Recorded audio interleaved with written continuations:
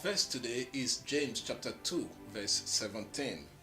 So also faith by itself, if it does not have works, is dead. This verse is one of the most controversial in the Bible, especially as it concerns the Reformation. The question is whether someone is saved by faith alone. My interest is to look at what James means by works. I like to begin from the book of Genesis. The author of the book says, "And on the seventh day God finished his work that he had done, and he rested on the seventh day from all his work that he had done. So God blessed the seventh day and made it holy, because on it God rested from all his work that he had done in creation." Genesis 2, 1 to 3. In these verses, the word work in Hebrew melachah is used 3 times. God's work was creation. At the end of his work, he placed the human being over all creation. In asking them to be fruitful and multiply, fill the earth and subdue it, and have dominion over it, God was assigning them their own work.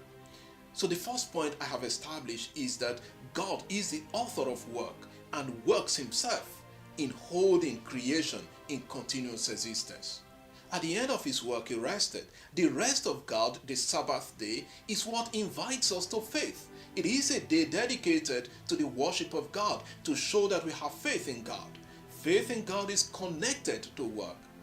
The second point to highlight is that the work of God is all about love.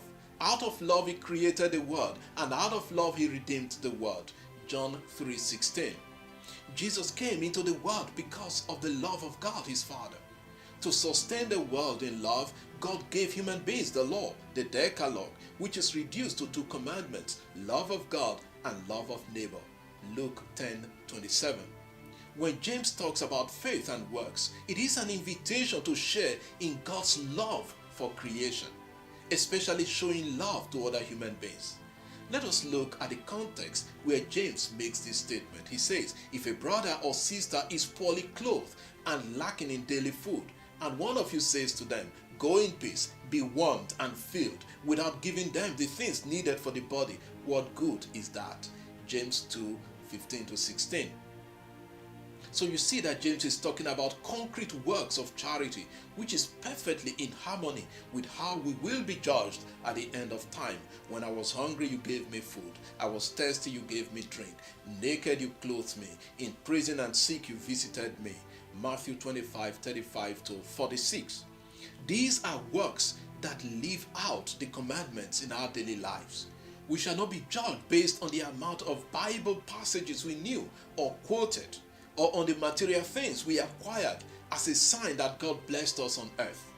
We will be judged on how our faith moved us to charity.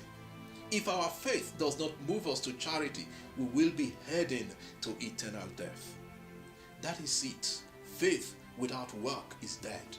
In other words, no matter how we claim to know God and believe in him, our faith is not alive without good works of charity.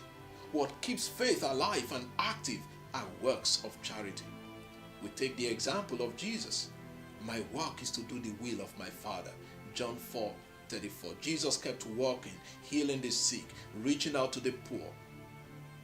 Ultimately, faith without work here on earth will lead to eternal death.